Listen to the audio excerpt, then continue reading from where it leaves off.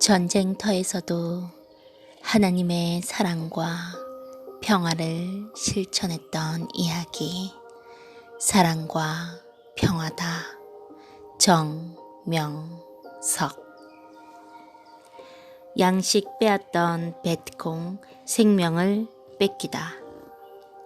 이날 밤 베트콩 대병력의 상황을 확실하게 파악한 중대장은 이튿날 날이 새기 전 이른 새벽에 적들이 타고 넘어오는 야산 지역에서 가장 가까운 벌판의 야산에 중대 전 병력을 귀신도 모르게 배치했다.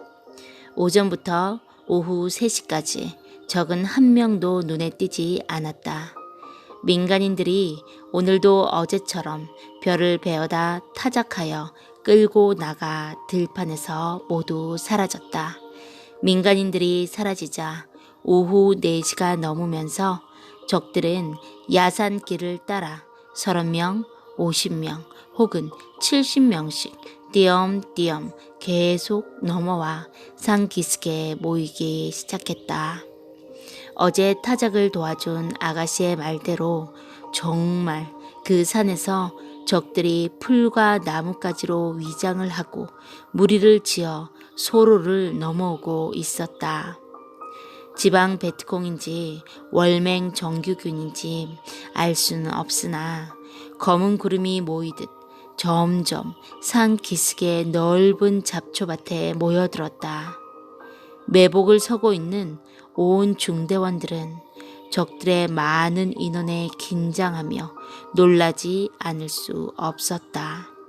베트콩들이 집결한 곳은 앞에 나무들이 가려서 잘 보이진 않았지만 눈에 보이는 자들 외에도 꽤 많은 것 같았다. 이들은 모두 한자리에 집결해 있다가 각 마을, 각 지역으로 작전 배치를 받고 오늘 밤도 어젯밤처럼 작전을 하러 나가려는 것이 확실했다. 1시간 동안 여기저기서 모인 숫자는 엄청나게 많았다. 그들은 작전 전술에 의해 한 곳에 집결하지 않고 이곳저곳 띄엄띄엄 떨어져 앉아 있었다.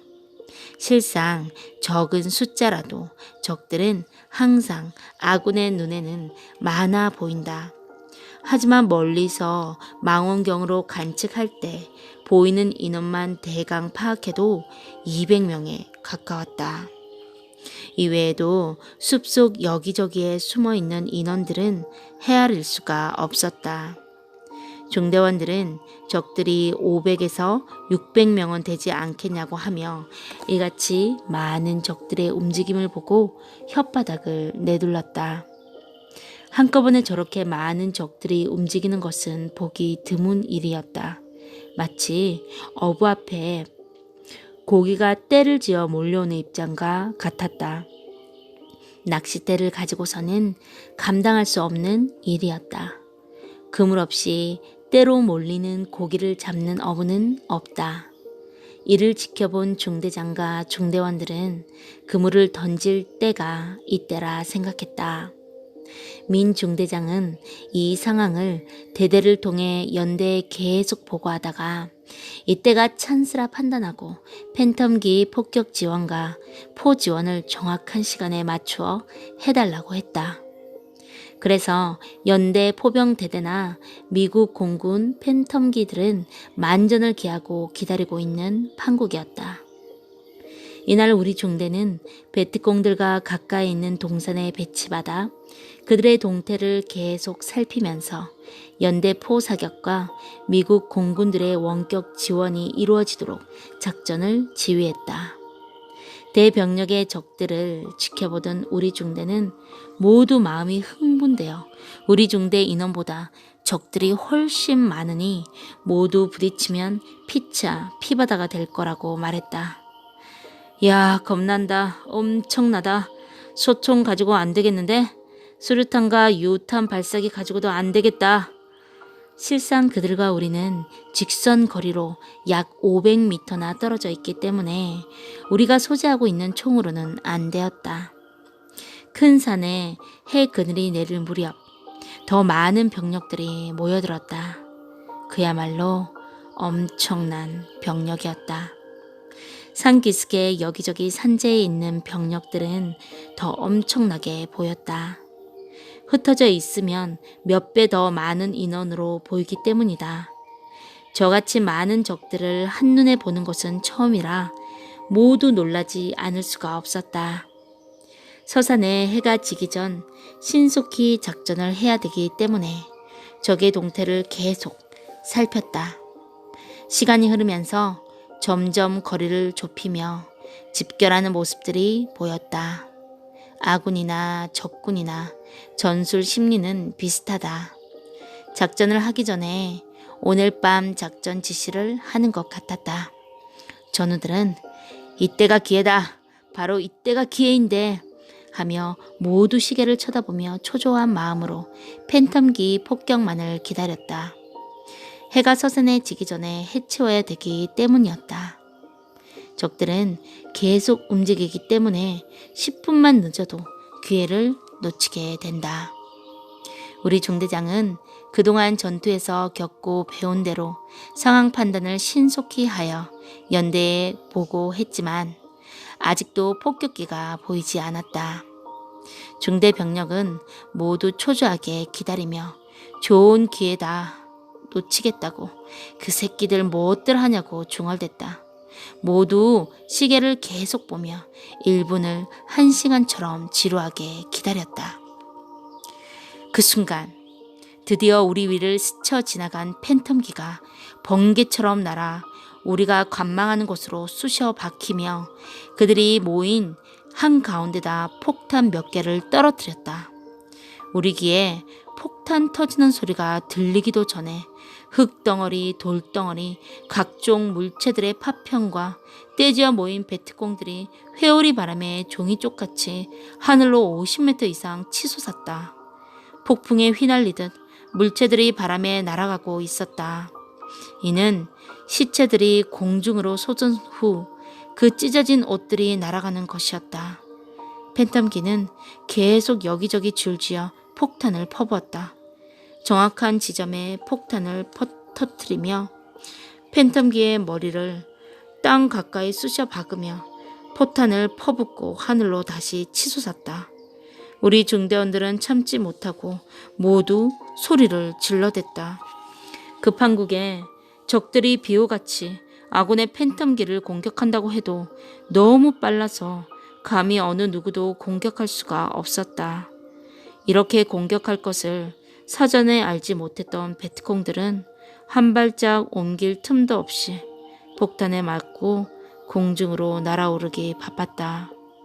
한 대 한 대 연속해서 팬텀기들은 베트콩들이 집결한 장소에 포탄을 꽂기 시작했고 정확하게 명중했다.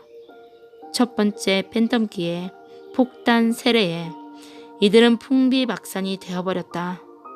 깜깜한 밤중에 집으로 살살 기어 들어오는 도적을 미리 알고 몰래 숨어 있다가 몽둥이로 후려치듯 했다. 계속 떨어지는 포탄에 마치 화살이 폭발하는 것 같이 하늘로 불꽃이 치솟았다. 폭탄 폭풍으로 인해 30에서 50m까지 사람, 총, 각종 물체들이 하늘 높이 치솟았다. 몸은 다 분산되어 버리고 옷은 낙엽처럼 공중에 휘날리며 오랫동안 떨어지지 않았다. 전우들은 이 모습들을 지켜보며 폭음 소리에 맞춰 소리를 질러댔다. 아무리 병력이 많아도 소용없었다. 하늘로 치솟은 적들의 시체는 분해되었고 입은 옷은 폭탄 폭풍에 휘 떨어지지 않고 날아다녔다. 이 잔인하고도 통쾌한 광경을 본 전우들은 위치가 발각되든 말든 자제하지 못하고 계속 소리들을 질러대고 있었다. 적들이 모두 전멸되었기 때문에 마음 놓고 소리들을 지르는 것이었다. 그야말로 베트콩들이 모인 장소는 일순간에 불바다가 되었다. 화산이 폭발한 지역같이 돼버렸다. 순간 모든 게 재로 변했다. 바람에 살이 타는 냄새가 코를 찔렀다. 푸른 나무로 뒤덮인 지역이 폭탄 세례를 받은 이후 일순간 흙으로 뒤덮여 천지개벽하듯 딴 세상이 되었다. 얼마나 폭탄을 퍼부었는지 황폐한 땅이 되어버렸다. 어제 타작해준 그 아가씨의 그 한마디가 이러한 상황으로 나타날 줄 누가 알았으랴. 민간인들이 전쟁 속에서 죽음의 공포와 생활의 어려움을 무릅쓰고 생명을 연명하려 농사지은 양식을 빼앗아간 그 죄가 이렇게도 큰가 하는 생각이 들 수밖에 없었다. 전쟁 때뿐만 아니라 어느 때든지 사람은 자기 행위대로 받고 사는 것이다. 나도 6.25 전쟁 때 부모님이 농사지어 놓은 것을 북한 군인들이 빼앗아가서 굶주림에 시달렸던 때가 생각났다. 배고픈 고통은 참으로 지옥 같은 고통이다. 베트콩들은 하루 이틀도 아니고 수시로 마을마다 돌아다니며 농사 지어 놓은 것을 모두 빼앗아갔다. 농민들이 농사 지은 것을 빼앗기고 목구멍에 풀칠만 하고 살았으니 얼마나 고통스러워하며 죽지 못해 살았을까. 전쟁에 시달리고 물질 뺏겨 시달리고 먹을 것이 없어 굶주림에 시달리고 젊은 자들은 모두 끌려가니 남녀노소 할 것 없이 밤마다 두려움과 죽음의 공포를 겪고 살았던 것이다. 사람들은 베트콩들이 뺏으러 오니까 안 뺏기려고 곡식을 땅에 묻어 놓기도 하고 각종 방법을 썼으나 귀신처럼 찾아내어 가지고 가는 이들을 말릴 수가 없었던 것이다. 베트콩들은 자기들의 방법으로 해야 해방되고 전쟁도 끝나고 평화로운 시대가 온다는 주장들을 하며 그 일대의 주민들에게 식량을 조달받았다. 전쟁으로 인해 보급품도 제대로 보급이 안 되니까 민간인들의 것을 털어다 먹으면서 전쟁할 수밖에 없었다. 아무튼 그동안 주민들에게서 식량을 빼앗아온 베트콩들은 그 자리에 다 모인 것 같았다. 해그늘이 뒤덮여 드디어 덮이기 시작했다. 공군기 폭격에 이어 계속 포대에서 쏘는 포탄은 소낙비처럼 쏟아져 내려 주위를 더욱 불바다가 되게 했다. 해가 져서 땅거미가 짙어지기 시작했다. 주위가 캄캄해지자 포대에서 쏘는 50만 촉광 조명탄이 터져 주위가 대낮처럼 같았다. 하늘에는 별빛이 번쩍거리고 땅에는 불빛이 번쩍거렸다. 초이레쯤이나 되는 달이 구름 속으로 들락날락하며 대지를 밝히고 있었다. 대개 밤이 되면 새소리들이 들리건만 낮의 포음에 놀라 천리나 날아가 버렸는지 주위의 새소리가 전혀 들리지 않았다.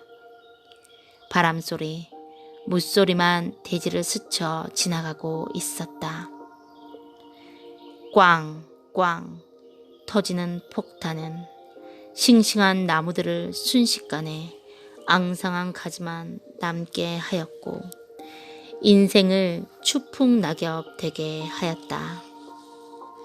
사람은 고사하고 새들까지 더 이상 듣기 싫어 바다 건너 산 넘어 날아가 버리고 대지에서는 바람과 함께 물소리만 들려온다.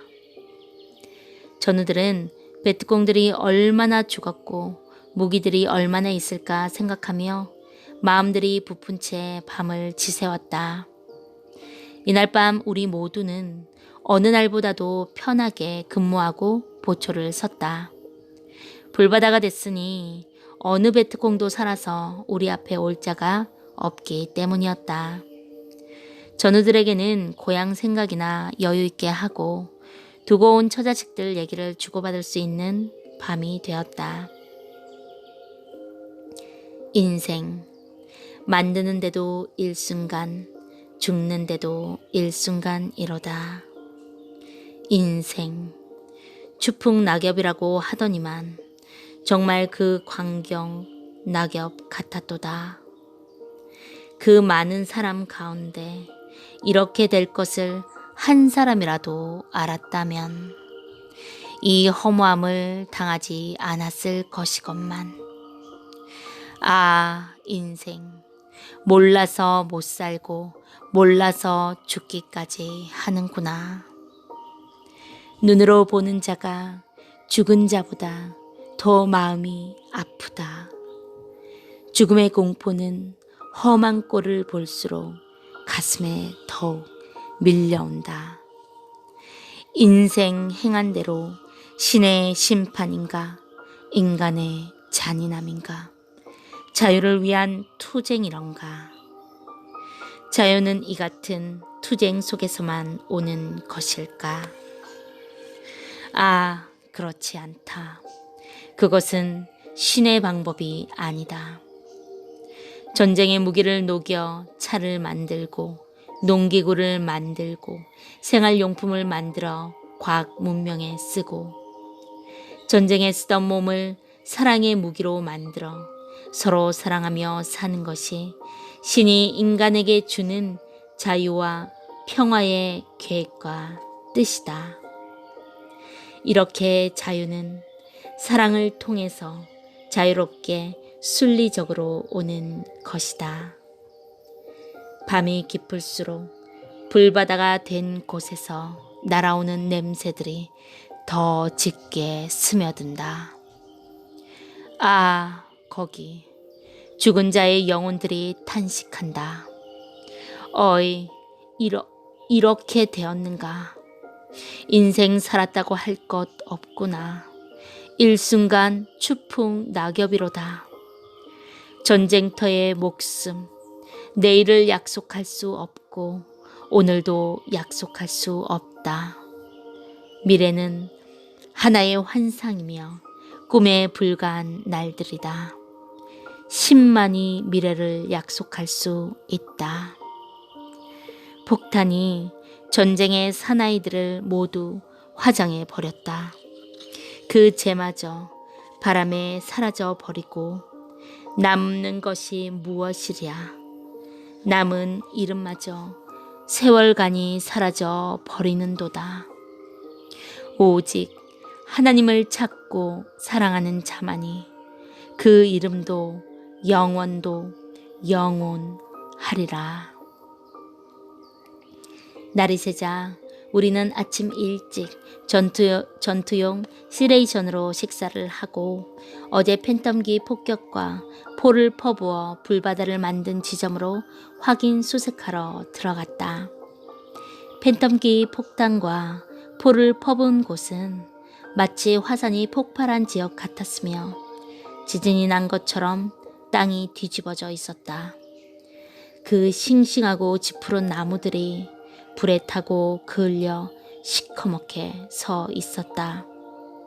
그러나 수백 정의 무기들이 땅바닥에 고스란히 흩어져 있고 시체들도 늘비하게 쓰러져 있는 것으로 생각하고 마음이 모두 부풀어 갔는데 막상 가보니 생각과는 전혀 달랐다.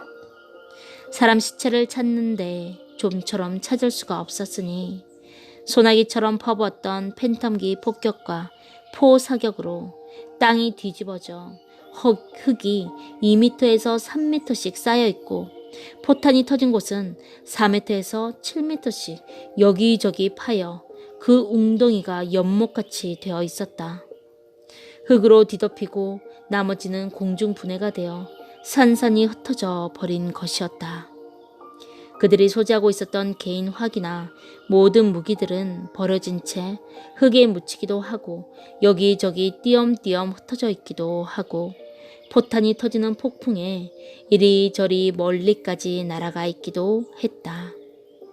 여기저기 불도저로 밀어놓은 것처럼 흙이 수북히 쌓이고 땅이 완전히 뒤집어져 있으니 무기를 찾을 엄두를 내지 못했다.